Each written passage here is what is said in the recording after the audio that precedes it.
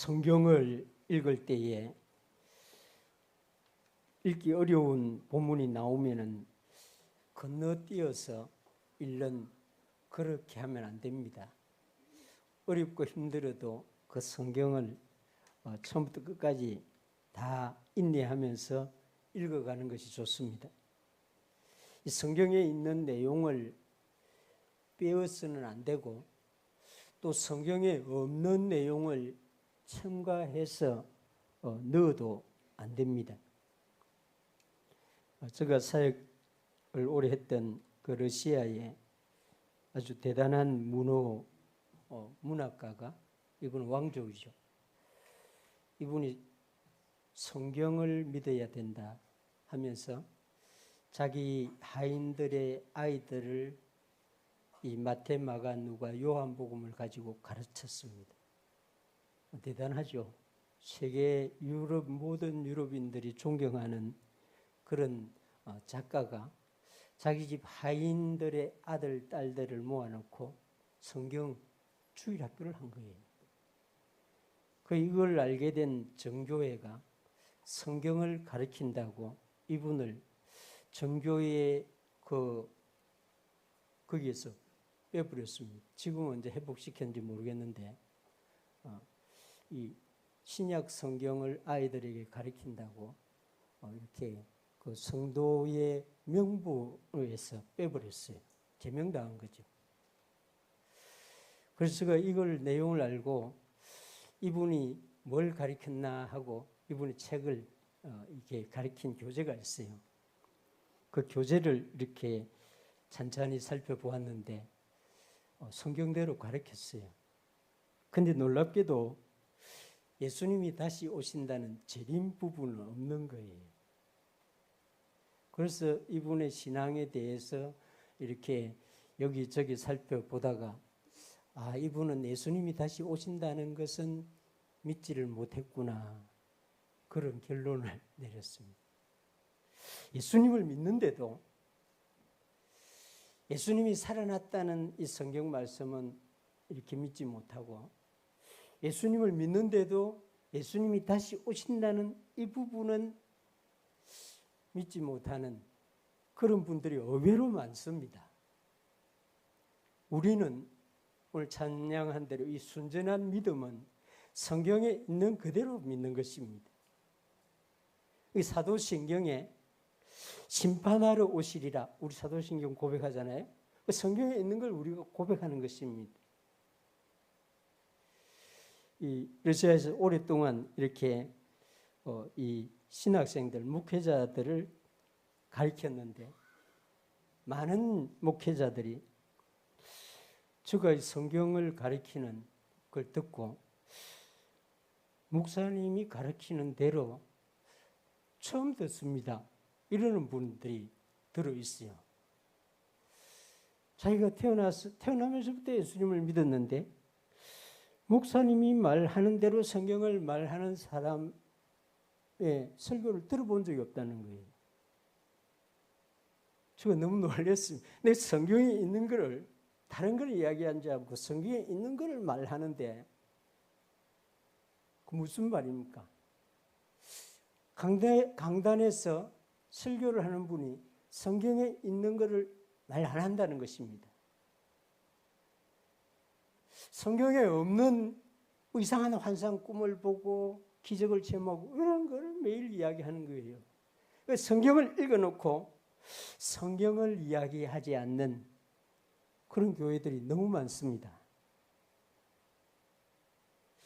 아마 우리 교회에서는 오늘 제가 하는 이 설교를 처음 듣는 분은 없을 것입니다. 그러나 자주 듣고 자주 읽었는데도 불구하고 이게 처음 듣는 말씀 같아, 이렇게 느껴지는 분 있을 것입니다. 그래서 이 설교를 들을 때에 성령님이 여러분들의 마음을 열어주시길 바랍니다. 여러분들의 관심이 이제 지금 세상에 여러분들 회사나 여러분들 가정이나 자녀를 생각하지 마시고 이 말씀에 집중해서 들을 수 있기를 바랍니다. 예수님이 다시 오십니다 하는 것이 오늘 본문 말씀의 핵심 말씀입니다. 읽어본 것을 제가 다시 한번 읽어보겠습니다. 그 환난 후에 즉시 해가 어두워지며 달이 빛을 내지 아니하며 별들이 하늘에서 떨어지며 하늘의 권능들이 흔들리리라. 그때에 인자의 징조가 하늘에서 보이겠고 그때에 땅의 모든 족속들이 통곡하며 그들이 인자가 구름을 타고 능력과 큰 영광으로 오는 것을 보리라. 그가 큰 나팔 소리와 함께 천사들을 보내리니 그들이 그의 택하신 자들을 하늘 이 끝에서 저 끝까지 사방에서 모으리라. 하나님의 아들이 오신다 해도 되는데, 그리스도가 오신다 해도 되는데 인자가 오신다고 말하고 있죠. 이 사람이신, 하나님이면서 사람이신 그리스도가 인자로 부활하신 육신의 몸으로 오신다 하는 것을 강조하기 위해서 이렇게 말하고 있는 것입니다. 예수님의 제자들에게 예수님이 십자가에 달리기 전에 미리 이것을 말해주고 있습니다. 부활하고 난 뒤에 성천하면서 하신 말씀이 아니고 십자가에 달리기 전에, 십자가에 죽기 전에 제자들에게 지금 마태복음 24장의 말씀을 인자인 내가 다시 오신다고 알려줍니다. 아마 제자들은 무슨 말인지 못 알아들을 수 있습니다. 인자가 처음 세상에 오실 때에는 우리가 잘 알고 있는 대로 여자의 후손으로 연약한 몸으로 사람들 보기에 흠모할 만한 아름다운 것이 없는 모습으로 사람들과 꽃 같은 모습으로 왔습니다.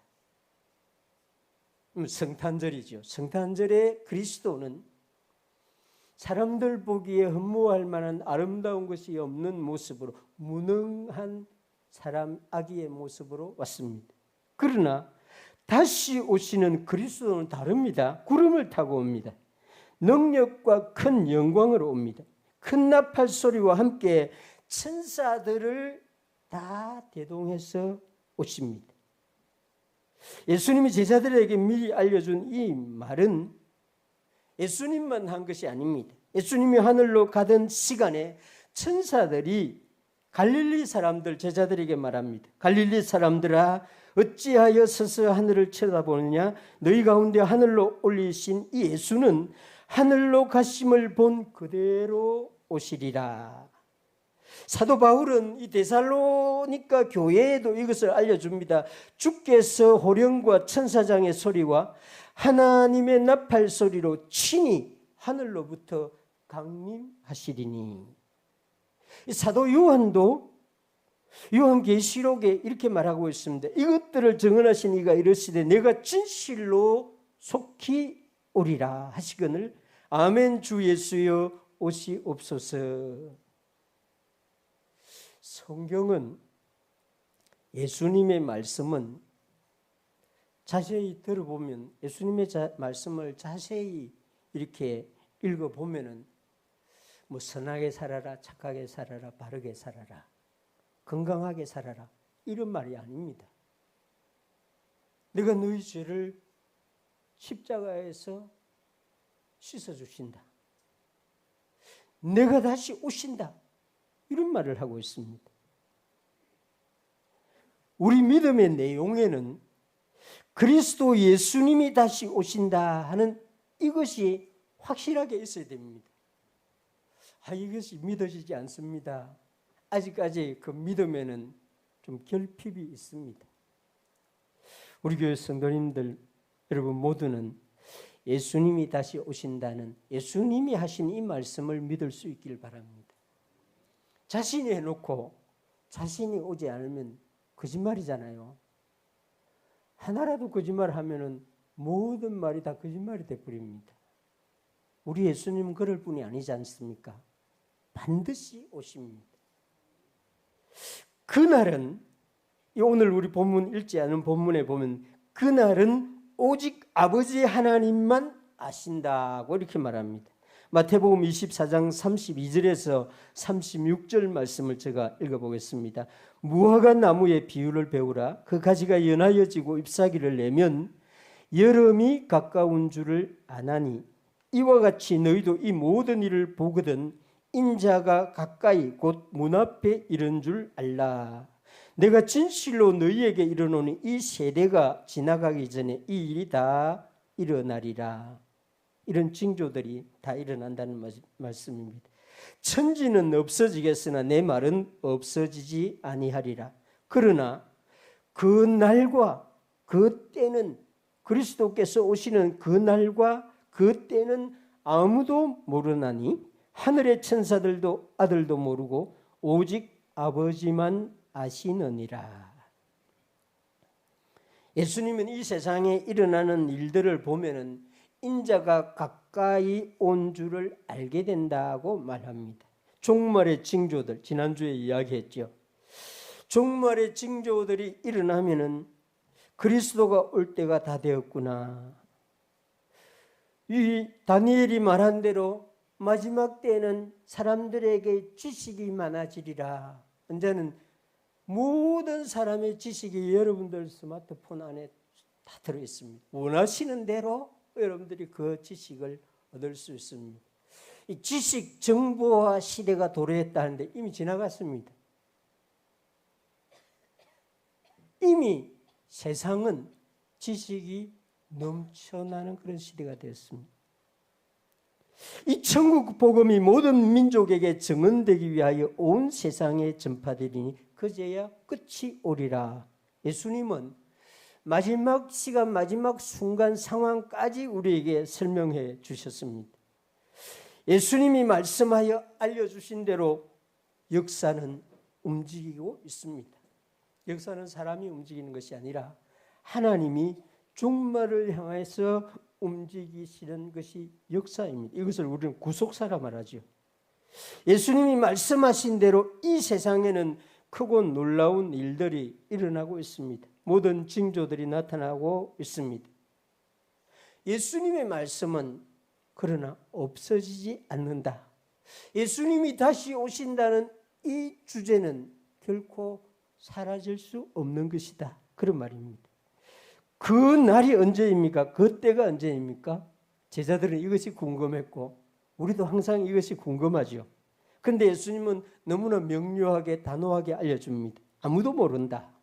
천사도 모르고 영적 세계의 존재들도 알지 못하고 귀신같이 아는 사람들도 모른다. 그런 말입니다. 심지어 아들 자신도 모른다. 이렇게 말합니다. 인자도 모른다. 이렇게 말합니다. 사실은 하나님이 신 예수님은 알겠죠. 그런데 사람이신 예수님은 그냥 모른다고 말합니다. 참 여기에는 심오한 의미가 있습니다. 예수님 자신이 안다고 그러면 제자들이 그날을 알려달라고 간절하게 구하겠죠. 그 질문을 아예 하지 못하도록 나도 모른다. 이렇게 대답한 것입니다. 그러나 더 중요한 것은 아들 예수님이 아버지의 권위, 이 마지막 날 시간에 대한 것을 아버지에게만 돌리기를 원하는 그런 마음으로 말한 것입니다. 2000년 기독교 역사에서 그리스도의 재림의 날짜와 해를 미리 예고한 그런 교회들, 사람들이 많이 있습니다. 다 이단들이죠. 지금도 이단들은 이 그리스도께서 다시 오는 날을 언제다고 말하는 그런 사람들이 있습니다. 그건 100% 이단입니다.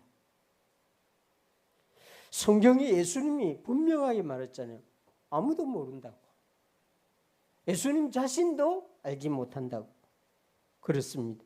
그래서 어떤 교회나 어떤 사람이 그리스도의 재림 날짜를 말한다면 이 사람은, 이 교회는 이단이구나. 이러면 정확한 판단인 것입니다. 그리스도의 재림은 갑자기 이루어진다. 이렇게 알려줍니다. 마태복음 24장 37절에서 41절 말씀 보시기 바랍니다. 이 말씀이 중요합니다. 마태복음 24장 37절에서 41절 말씀. 노아의 때와 같이 인자의 임함도 그러하리라. 홍수 전에 노아가 방주에 들어가던 날까지 사람들이 먹고 마시고 장가들고 시집가고 있으면서 홍수가 나서 그들을 다 멸하기까지 깨닫지 못하였으니 인자의 임함도 이와 같으리라. 그때에 두 사람이 밭에 있음에 한 사람은 데려가고 한 사람은 버려둠을 당할 것이요 두 여자가 맷돌질을 하고 있음에 한 사람은 데려가고 한 사람은 버려둠을 당할 것이라. 이 37절에서 41절의 말씀은 그리스도의 재림 다시 오시는 일은 갑자기 이루어진다는 것을 설명해 주는 그런 말씀입니다. 노아의 때와 같이 그리스도의 재림은 갑자기 임한다는 것입니다. 우리가 아는 대로 노아는 하나님의 홍수 심판에 대한 정보를 알게 되었습니다. 그래서 노아는 하나님을 믿었기 때문에 그 말씀을 신뢰했기 때문에 방주를 만들죠. 노아는 자기 가족들, 자기 아내만 살아남자고 홍수 심판에서 살아남자고 은밀하게 방주를 만들었지 않았습니다. 공개적으로 만들었습니다. 이 베드로의 편지에 보면 베드로 후서에 보면 노아가 방주를 만들면서 한 일이 있는데 의를 전파했다고 말합니다. 무슨 말이냐 하면 노아는 방주를 만들면서 사람들에게 회개하라, 하나님의 심판이 임박했다고 알려주었다는 것입니다. 죄 용서함을 받고 우리 함께 구원을 얻읍시다. 의를 전파했다는 것입니다. 물론 노아의 말을 들었던 사람들은 믿지 않았습니다. 노아와 그 가족들을 비웃었을 것입니다. 지금도 이 그리스도의 재림을 선포하는 목사에 대해서 많은 목사님들이 저 목사는 성경을 문자주의적으로 믿는 목사이구나 이렇게 말합니다. 성경을 이해하지 못하는 목사이구나. 한국의 신학교의 많은 교수들이 이런 설교를 오늘 유튜브에 들으면 저에게 그렇게 말합니다. 그렇습니다. 노아 시대 때 그랬습니다. 방주를 만들고 회개하라고 하나님께 돌아오라고 말했던 노아와 그 가족들을 향해서 사람들이 다 조롱했습니다. 그리스도께서 다시 오신다는 이 예수님의 말씀, 성경 말씀을 사람들에게 말하면 누가 그걸 믿냐? 지금 어느 때라고 그런 설교를 하고 있습니까? 이럽니다. 우리 중에는 이런 분이 아무도 없기를 바랍니다. 두 사람이 밭에서 일을 하고 있을 때에 그리스도가 재림한다. 두 여자가 맷돌질을 하고 있을 때에 그리스도의 재림이 임한다. 이 말은 무슨 말입니까?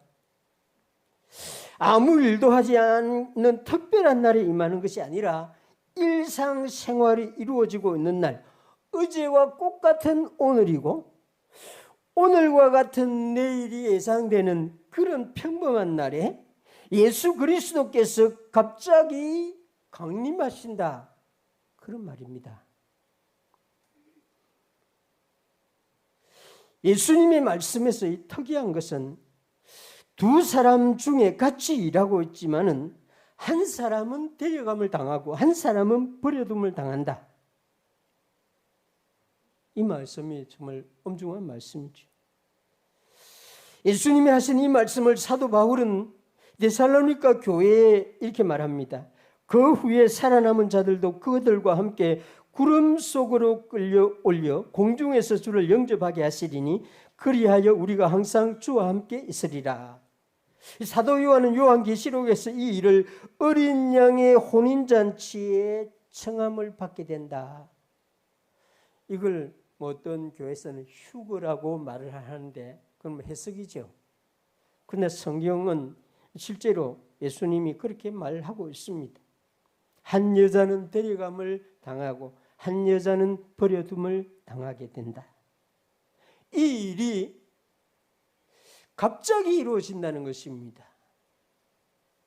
아침에 콩국수를 먹으려고 맷돌을 콩을 갈고 있는데 한 여자는 데려감을 당하고 한 여자는 버려둠을 당하고, 이 모내기를 하려고 이 농지에 나가서 두 사람이 일을 하고 있는데 한 사람은 데려감을 당하고 한 사람은 버려둠을 당한다.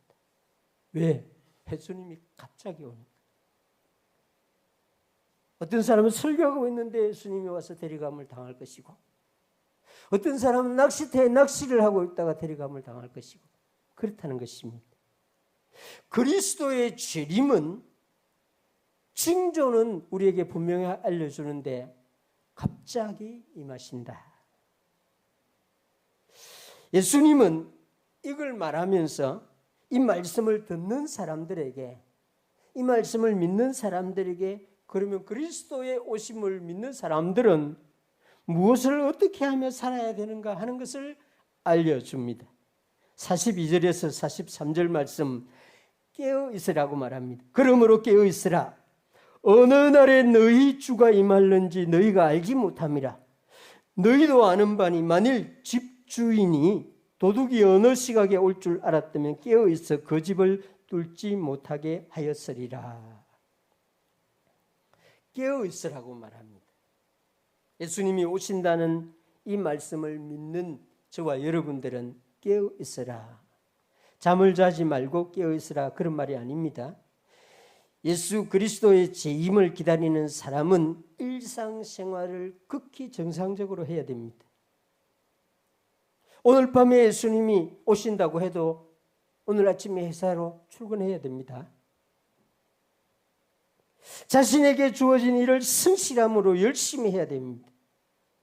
예수님이 그리스도의 재임을 믿고 기다리는 사람에게 깨어 있으라 하는 이 말은 그때를 바라보고 그때를 주의해서 주시하고 세상에 일어나는 징조에 관심을 가지고 살아가라, 그런 말입니다. 전쟁이 일어나는 것을 보면서 예수님이 오실 때는 전쟁이 일어난다고 했지. 우리 선교사님들이 파송되고 복음을 전하는 걸 보면서 예수님이 올 때는 세계 끝까지 모든 열방에게, 민족에게 복음이 전파되고 했지. 이런 생각을 가지라는 것입니다. 이 땅에 일어나는 중요한 역사적인 상황들을 보면서 그리스도께서 오실 때가 되었나 보다, 이런 마음을 가지는 사람이 깨어 있는 사람인 것입니다. 두 번째는 44절에 준비하고 있으라. 이러므로 너희도 준비하고 있으라. 생각하지 않은 때에 인자가 오리라. 밭에서 일을 하던 두 사람 중에 한 사람은 그리스도의 재림을 준비하면서 살고 있었던 사람이라고 할 수 있습니다. 한 사람은 단순히 먹고 살기 위해서 밭에서 일을 했을 것입니다. 그리스도의 오심을 기다리는 사람은 그리스도께서 오실 때를 준비하는 일로 자기의 일을 그리스도께서 오실 때를 준비하는 일로 인식한다는 것입니다. 밭에서 같은 일을 하지만은 한 사람은 전혀 다른 의미로 그 일을 한다는 것입니다. 한 사람은 먹고 살기 위해서 일을 하지만은 내가 이 일을 하고 있을 때에, 이 일을 통해서 하나님의 영광을 돌리고 있을 때에 우리 주님 오실 것이다, 이런 마음을 가지고 일을 한다는 것입니다. 창원시민교회 성도 여러분, 이 앞에 한 사람, 데려감을 당하는 한 사람의 마음으로 여러분 하루하루 살아갈 수 있길 바랍니다. 맷돌질을 하던 두 사람 중에 한 여자는 그리스도의 오심을 준비하면서 맷돌을 돌리고 있었다고 할 수 있습니다. 한 여자는 단순히 육신의 양식을 위하여 맷돌질을 했을 것이 분명합니다. 똑같이 맷돌질을 하고 있지만은 한 사람의 맷돌질의 의미와 또 다른 여자의 맷돌질의 의미는 완전히 다른 것입니다. 예수님은 이 마태복음 24장 이걸 설명하고 25장에 이 열 처녀 비유와 이 달란트 비유라고 하는 아주 그 두 큰 비유를 제자들에게 설명해 주는데 이 두 비유는 꼭 같은 내용 의미입니다. 그리스도가 다시 오실 때를 준비하는 사람들 어떻게 해야 되는가? 이 슬기로운 5 처녀는 신랑 인자가 오실 때를 위해서 기름을 준비하고 등을 준비하고 있었던 사람입니다. 끝까지 저녁이 되고 피곤하니까 잠을 자지만 5 처녀는 신랑이 아침에 올지도 모르니까 그냥 기름 정도는 적당하게 해놓고 자자 이랬습니다. 인자가 오실 때를 준비한 사람만이 어린 양의 혼인잔치에 들어갔습니다. 이 달란트 비유도 사실 그렇습니다. 우리는 5 달란트를 받은 사람이 5 달란트를 남기고 2 달란트를 받은 사람이 2 달란트를 받아서 착하고 충성된 종이다 이런 식으로 이해를 하지만은 실제로 예수님이 설명하려고 한 것은 주인은 다시 돌아온다. 달란트를 주고 간 주인은 다시 돌아온다. 이겁니다. 달란트 비유의 핵심이. 그래서 5 달란트를 받은 사람과 2 달란트를 받은 사람은 주인이 올 것을 기다리면서 그걸 가지고 장사 비즈니스를 한 거예요. 주인이 안 온다고 하면 그렇게 할 필요가 없죠. 5 달란트를 받았으니까 적당하게 또 수익이 많이 나면 가족들끼리 나눠서 갈라먹고 하면 되는 거예요. 그런데 이 사람들은 그 남긴 달란트를 소비하지 않았습니다. 왜? 인자가 오시니까. 지금 마태복음 25장은 그리스도가 다시 오신다는 것을 생각하지 않고 읽으면은 성경 말씀을 완전히 엉터리로 읽는 것입니다. 준비하고 있어라. 매일매일 준비하고 살아가라.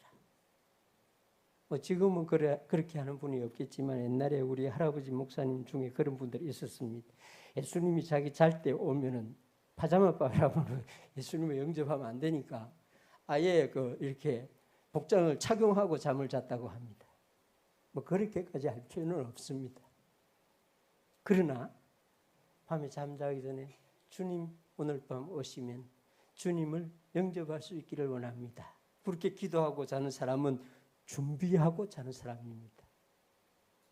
무엇을 하든지 우리는 그리스도가 언제 어느 시에 오실 것을 정확하게 알지 못하기 때문에 항상 준비하고 있으라. 예수님의 말씀 여러분들 아멘 할 수 있기를 바랍니다. 3번째로 그리스도의 재림을 믿고 살아가는 사람들은 청지기로 살아라고 말합니다. 45절에서 46절 말씀, 충성되고 지혜 있는 종이 되어 주인에게 그 집 사람들을 맡아 때를 따라 양식을 나누어 줄 자가 누구냐? 주인이 올 때에, 인자가 올 때에 그 종이 이렇게 하는 것을 보면 그 종이 복이 있으리라. 하나님을 믿는 사람, 그리스도 예수님을 믿는 사람은 그 마음에 믿음 충성입니다. 신심입니다. 충성이 다 있죠. 자기 스스로에게 충성하는 그런 충성이 아니고 그리스도 예수님에게 충성합니다. 이 충성이 바로 같은 단어 피스토스, 믿음입니다. 믿음을 주신 분에게 충성하는 거죠. 믿음을 주시지 않는 분에게 충성하는 사람은 정말 어리석은 사람이죠. 그 부모가 자녀에게 믿음을, 신실한 아버지, 신실한 어머니라는 믿음도 안 주면 자녀들이 어머니, 아버지에게 신실할 수가 없습니다.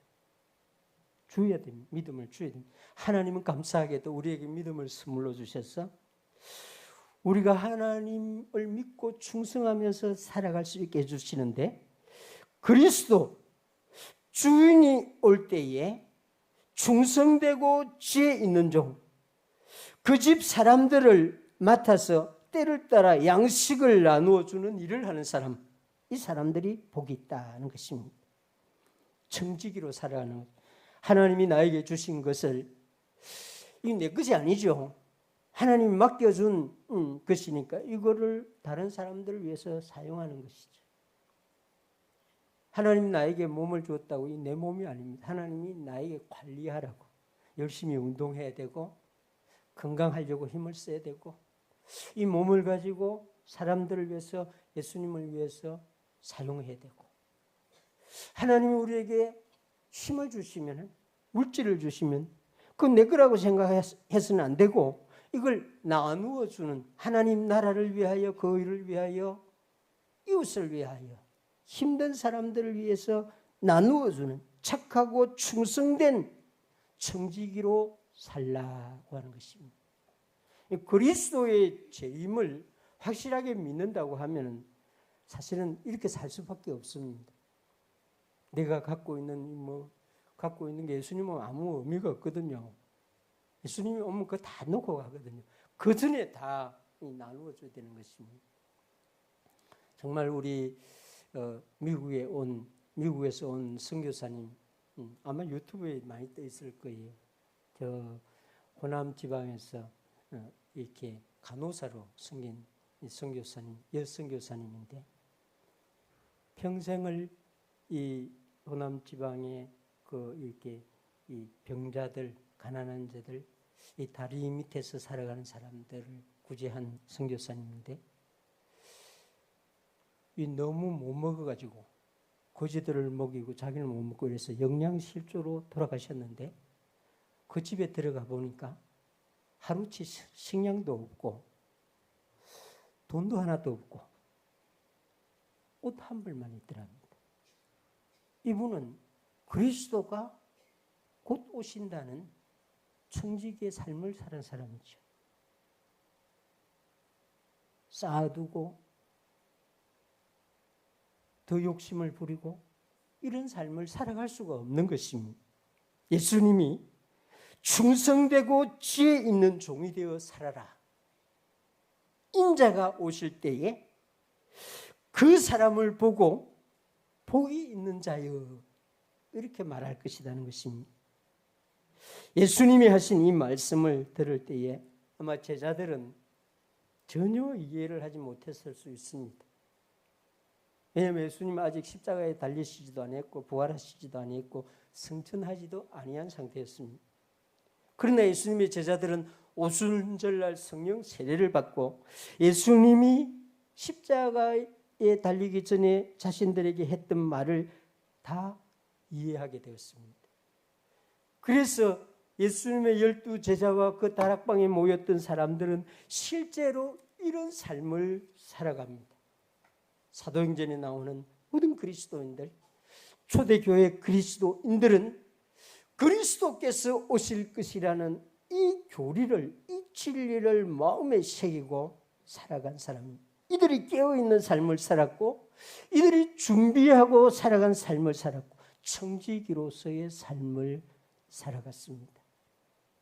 오늘 여기 있는 우리 모두도 그리스도 예수님, 우리 주님이 하신 말씀, 내가 다시 오신다 하는 이 말씀을 자주 묵상하면서 매일매일 생각하면서 살아가는 하나님의 사람들이 되기를 주님의 이름으로 축원합니다.